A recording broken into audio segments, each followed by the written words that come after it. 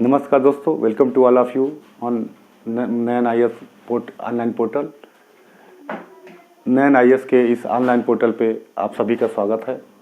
दोस्तों, आज जो हम इतिहास की सीरीज चालू किए हैं उसी में हम आज प्लासी और बक्सर के युद्ध के बारे में पढ़ेंगे, जो किसी भी यूपीएससी हो, यूपीपीसीएस हो, कोई भी एग्जाम हो, उसके लिए एक महत्वपूर्ण टॉपिक है। तो देखते हैं क्या है, कैसे है।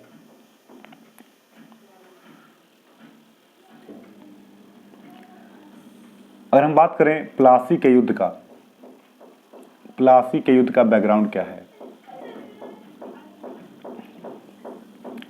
क्यों हुआ, कैसे हुआ, क्या मुद्दा रहा, तो इसको समझने के लिए हम देखेंगे 1756 में 1756 सिराजुद्दौला बंगाल का नवाब बना। सिराजुद्दौला बंगाल का नवाब बना। यह योग्य व्यक्ति नहीं था, या कह सकते हैं कि सिराजुद्दौला के बंगाल के नवाब बनने पे कई ऐसे लोग थे जो इसके विरोधी थे। मतलब दरबार में सामान्य स्थिति नहीं थी, कई लोग इसके विरोधी थे। जैसे पूर्णिया का नवाब शौकत जंग, पूर्णिया का नवाब शौकत जंग, इसका सेनापति मीर जाफर,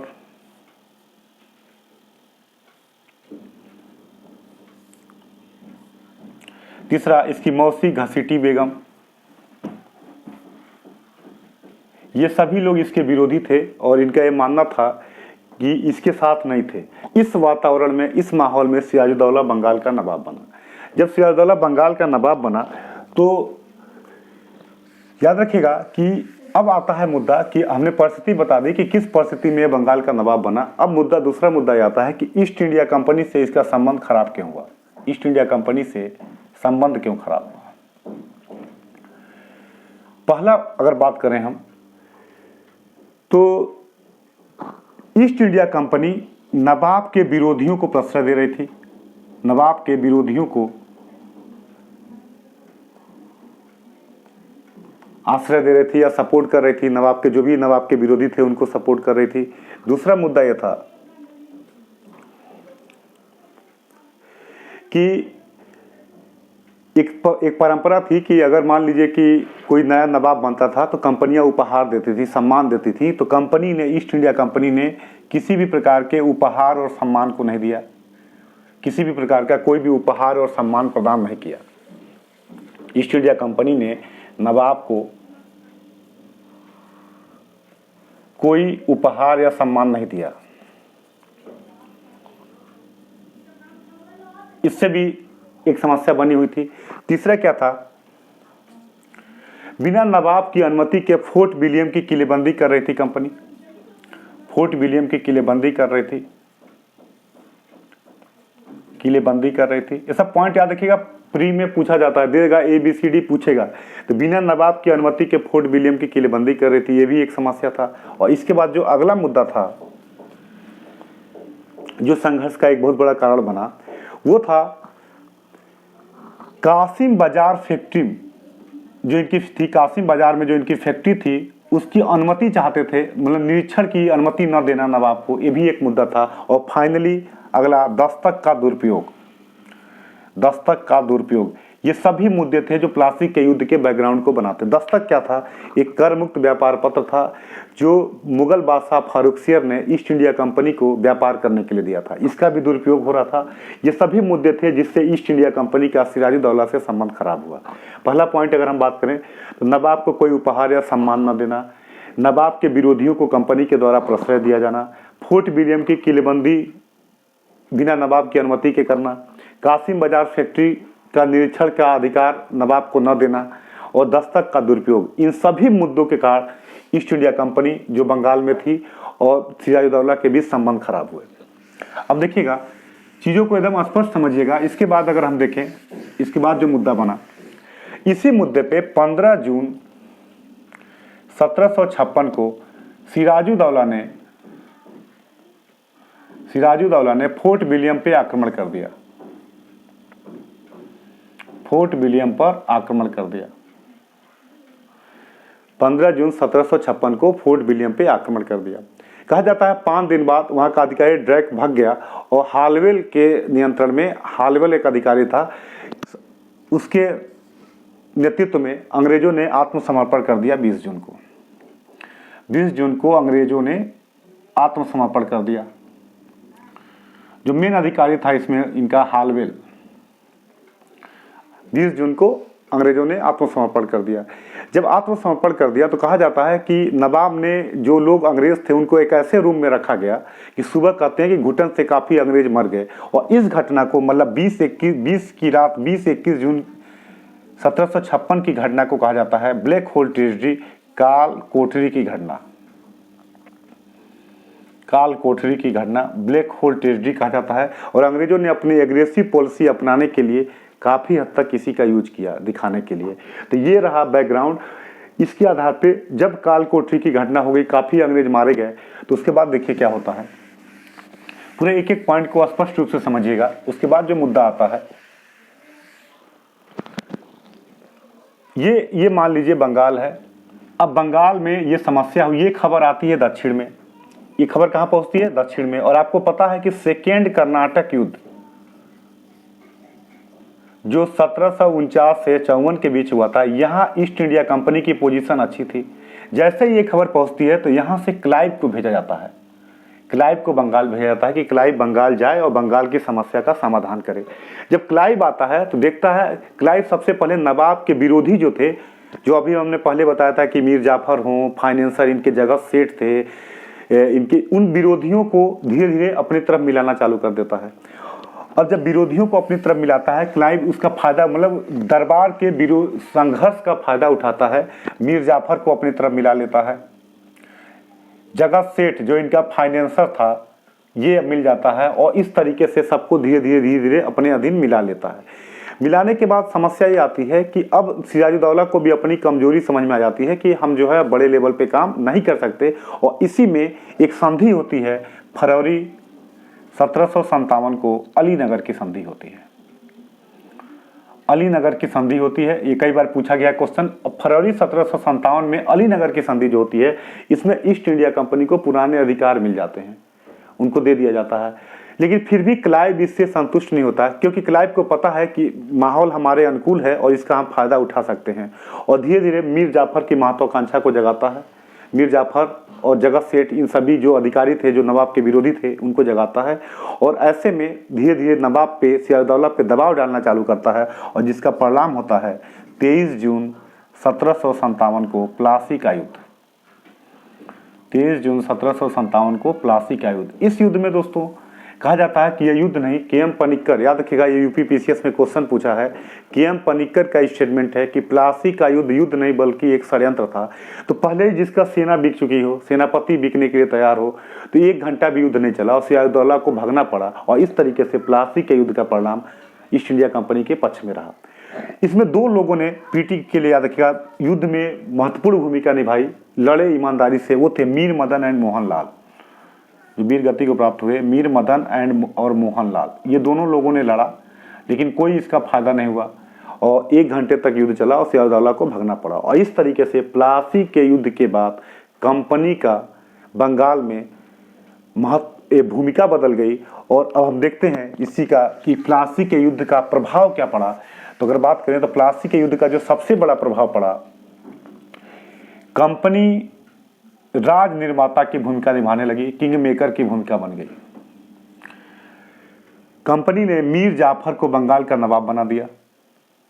मीर जाफर को बंगाल का नवाब बना दिया। कंपनी को काफी धन मिला, यहां तक कि क्लाइव को भी काफी धन मिला। और इस तरीके से कंपनी की पूरी भूमिका बदल गई। लेकिन अब देखते हैं, यहीं से हम अब बक्सर का बैकग्राउंड देखें तो प्लासी के युद्ध के बाद मीर जाफर बंगाल का नवाब तो बन गया, लेकिन मीर जाफर पे धन का दबाव, अंग्रेजों की मांग लगातार बढ़ती रही। और जब ये लगा कि अब पूरा नहीं कर पाएंगे, तो अगर नहीं कर पाएंगे तो उसको हटा के उसकी जगह पे बना दिया गया मीर कासिम को बंगाल का नवाब। 1760 में मीर कासिम को बंगाल का नवाब बना दिया गया। जैसा मीर जाफर सिराजुद्दौला के साथ किया था, वैसा ही मीर जाफर के साथ मीर कासिम ने किया। जब ये बना तो एक दोनों के बीच में, जब मीर कासिम बंगाल का नवाब बना तो दोनों के बीच में एक संधि हुई। मीर कासिम और हम बात करते हैं ईस्ट इंडिया कंपनी के बीच। इसी संधि के तहत मीर कासिम बंगाल का नवाब बना, जिसमें क्या था, बर्धमान, एक एक पॉइंट याद रखिएगा जिससे आपको फिर पूरी की पूरी रिक्वायरमेंट फुलफिल हो जाए। बर्धमान, मिदनापुर और चटगांव, इसकी जागीर की जो आय थी ये दे दिया गया किसको, ईस्ट इंडिया कंपनी को। दूसरा पॉइंट, सिल्हट के चूने का आधा व्यापार का जो भाग था, सिल्हट के चूने का, ये भी दे दिया गया, ईस्ट इंडिया कंपनी को दे दिया गया। दक्षिण अभियान के लिए पैसा दिया गया। और इस संधि के तहत इसके बाद मीर कासिम बंगाल का नवाब बना। मतलब जागीर दिया बर्धमान, मिदनापुर, चटगांव की, दक्षिण अभियान के लिए पैसा दिया, सिल्हट के चूने के व्यापार का आधा भाग का जो राशि थी वो दिया, और एक दूसरे के आंतरिक मामलों में हस्तक्षेप नहीं करेंगे, एक दूसरे के मित्र को मित्र, शत्रु को शत्रु मानेंगे। इन शर्तों के अधीन मीर कासिम बंगाल का नवाब बना। क्लियर है? अब देखिए, जब मीर कासिम बंगाल का नवाब बना तो मीर कासिम एक योग्य व्यक्ति था। याद रखिएगा, मीर कासिम एक योग्य व्यक्ति था। मीर कासिम को लगता था, अगर हम मैप में देखें, कि ये जो एरिया है यहाँ अंग्रेज हमें कुछ करने नहीं देंगे, तो क्यों ना हम अपने राजधानी को बदल के एक नए, मतलब नेपाल मुंगी एक बड़ा आधार बनाए, और जिससे इनको भी कोई दिक्कत न हो और हमारा एक मजबूत राज्य बने। इन सोच में, और इनका हस्तक्षेप भी हमारे आंतरिक मामलों में नहीं होगा। तो इसी सोच के अधीन, इसी को देखते हुए मीर कासिम ने, इसी सोच के अधीन और इसी को देखते हुए मीर कासिम ने अपना सबसे पहला काम प्रशासनिक सुधार में राजधानी परिवर्तन किया। राजधानी परिवर्तन किया और राजधानी को ले गया मुर्शिदाबाद से मुंगेर। राजधानी को ले गया मुर्शिदाबाद से मुंगेर। पहला हुआ capital change from Murshidabad to Munger. दूसरा पॉइंट इसने क्या किया, अर्थव्यवस्था, इकोनॉमी सुधार करने की कोशिश की। पुराने जो भी कर थे, जो भी लूट के पैसे थे, उनको लेने की कोशिश की। कर सुधार किया, खिजरी जमा कर जो थे उसको भी लिया, 3/32 अतिरिक्त टैक्स लगाए, और इस तरीके से एक रेवेन्यू रिफॉर्म करने की कोशिश की। इसके अलावा सैन्य सुधार के लिए इसने कारखाने बनवाए, यूरोपीय पद्धति पे सेना का प्रशिक्षण किया, और इस तरीके से कह सकते हैं कि अपने इस्टेब्लिश करने की, मजबूत करने की अपने को कोशिश की। अब अगर आप हम सोचें तो ये सच्चाई है कि अंग्रेज मीर कासिम जैसा योग्य व्यक्ति नहीं चाहते थे। वो ये चाहते थे कि कोई कठपुतली शासक हो, वो बने और जैसा हम चाहें वैसा काम करें। लेकिन मीर कासिम ऐसा नहीं था। मीर कासिम ऐसा नहीं था, तो ऐसे में किया क्या जाए। तो अंग्रेज को भी एक मौके की तलाश थी, और वो मौका दिखाया। जो हम बात करें, जो बक्सर के युद्ध का तात्कालिक कारण बना, इमीडिएट रीजन बना, वो बनता है दस्तक का दुरुपयोग। दस्तक का दुरुपयोग। दस्तक क्या था, ये कई बार पूछा जाता है। तो मैंने बताया कि करमुक्त व्यापार पत्र है जो मुगल बादशाह फर्रुखसियर ने ईस्ट इंडिया कंपनी को दिया था, बंगाल, बिहार और उड़ीसा में व्यापार करने के लिए। अब इसका दुरुपयोग कैसे हुआ दस्तक का, अगर हम बात करें दस्तक का दुरुपयोग क्या था, तो सबसे बड़ा मुद्दा यह था कि दस्तक किसको मिला था, ईस्ट इंडिया कंपनी को। अब जब कंपनी की स्थिति बदलने लगी तो ईस्ट इंडिया कंपनी के कर्मचारी अपना निजी व्यापार करने लगे इसके थ्रू। अब जब निजी व्यापार करने लगे तो निजी व्यापार, चलिए यहाँ तक भी ठीक है। अब निजी व्यापार के साथ साथ ये लोग भारतीयों को भी बेचना चालू कर दिए, और इस तरीके से एक, ये हम कह सकते हैं कि एक संघर्ष की स्थिति बन गई। एक पूरा का पूरा एक मामला संघर्ष वाली स्थिति बनना चालू हो गई। और जब ये मामला, भाई मीर कासिम का पक्ष जायज था कि भाई दस्तक के दुरुपयोग को रोको, नहीं तो हम टैक्स कहाँ से लेंगे, किससे लेंगे। लेकिन कंपनी को भी एक मौके की तलाश थी, और इसी मुद्दे पे दोनों के बीच संघर्ष हुआ। मीर कासिम को हटना पड़ा। और यहाँ पे देखिए, प्लासी का युद्ध नहीं हुआ था, ये बक्सर का युद्ध हुआ। हार जीत लगी रहती है। बक्सर के युद्ध में एक संयुक्त गठबंधन, ज्वाइंट वेंचर बनता है, जिसमें मुगल बादशाह को भी लगता था कि एक मौका है अंग्रेजों को हटाया जाए। मुगल बादशाह शाह आलम शामिल था। मुगल बादशाह शाह आलम, अवध का नवाब शुजाउद्दौला, अवध का नवाब शुजाउद्दौला, और बंगाल का नवाब मीर कासिम। ये तीनों लोग शामिल थे। एक ज्वाइंट वेंचर बना, और अंग्रेजों की तरफ से लड़ने वाला था ईस्ट इंडिया कंपनी का वो हेक्टर मुनरो। और कहा जाता है कि 22-23 अक्टूबर या कह सकते हैं अक्टूबर 1764 के में यह युद्ध हुआ। और इस युद्ध में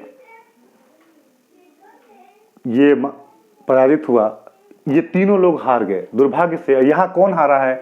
मुगल बादशाह शाह आलम। इसका मतलब भले ही मुगल बादशाह नाम मात्र का रहा हो, लेकिन एक उसका सुप्रीमेसी थी और एक तरीके से कहा जाए तो पूरे लोग हार गए। और यहाँ के बाद बक्सर के युद्ध के बाद कंपनी की पूरी भूमिका बदल गई। अब देखिए बक्सर के युद्ध के बाद क्या प्रभाव पड़ा।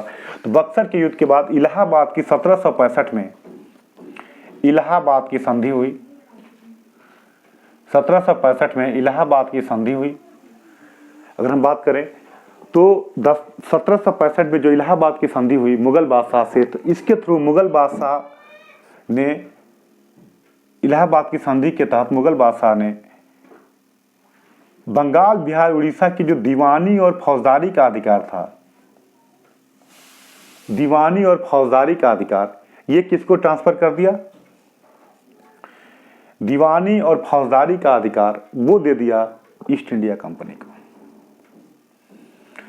अब दीवानी और फौजदारी का अधिकार मिलने के बाद कंपनी क्या हो गई? लीगल कंपनी हो गई। अब उसको बंगाल, बिहार से टैक्स लेने का राइट मिल गया, प्रशासन करने का अधिकार मिल गया, और इस तरीके से कंपनी की पूरी स्थिति बदल गई। अगर हम बात करें इसका प्रभाव के रूप में, अगर हम देखें कि इसका प्रभाव क्या पड़ा, तो सबसे बड़ा प्रभाव ये पड़ा, अगर हम देखें कि बक्सर के युद्ध का प्रभाव क्या पड़ा, तो कंपनी वैधानिक कंपनी बन गई। बंगाल, बिहार, उड़ीसा में लीगल कंपनी बन गई। अब कंपनी को एक राइट मिल गया कि वो टैक्स कलेक्ट कर सकती है, एडमिनिस्ट्रेशन कर सकती है, ये अधिकार मिल गया कंपनी को, एक वैधानिक अधिकार मिल गया। अगर दूसरी हम बात करें तो कंपनी को दूसरा अधिकार क्या मिला, अगर हम देखें क्या मिला, तो दूसरा सबसे बड़ा मुद्दा हुआ दोस्तों कि अब ये कहा जाता है कि जो धन का निष्कासन का सिद्धांत जो आगे दादा भाई नौरोजी देंगे, उदारवादी नेता हैं, अब यहां से व्यापार भी बदल गया। व्यापार भी बदल गया। व्यापार कैसे बदल गया? अभी तक ईस्ट इंडिया कंपनी क्या करती थी? बाहर से पैसा लाती थी,